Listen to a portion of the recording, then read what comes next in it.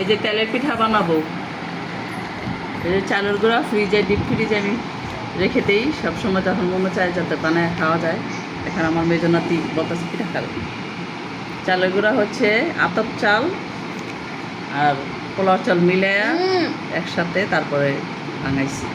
আর এটা হচ্ছে নারকেল কোরানো, আর এটা গুড়, একটু লবণ আর একটু কুসুম গরম পানি নিয়েছি।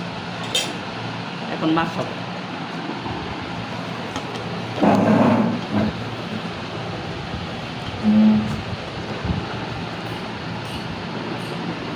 ফ্রিজে ছিল তো কিছুক্ষণ আগে নামাইছি, পুরোপুরি নরমাল হয় নাই।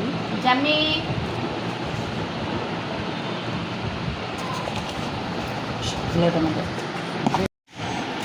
গুড়গুলো বেউকাইতে নিলাম, শক্ত চাকা ছিল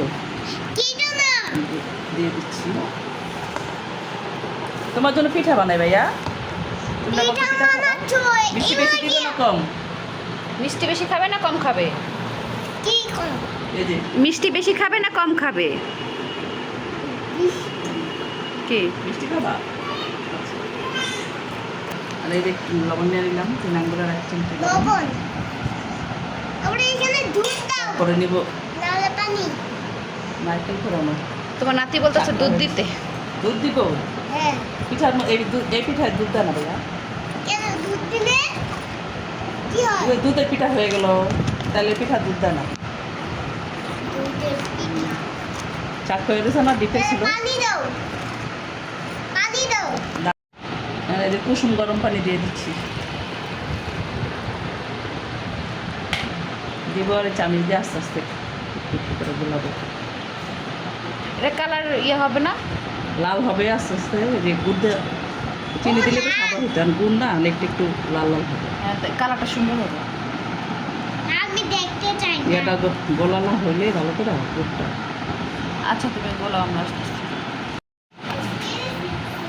সময় থাকলে 20 মিনিট, আর না তো 10-15 মিনিট ঢাইকা রাখতে হবে।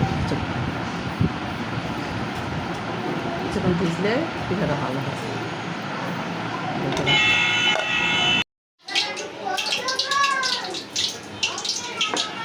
1 ঘন্টা বেশি রাখা হয়েছে না, নামাজ টামাজ করছি, কাজ টাজ ছিল।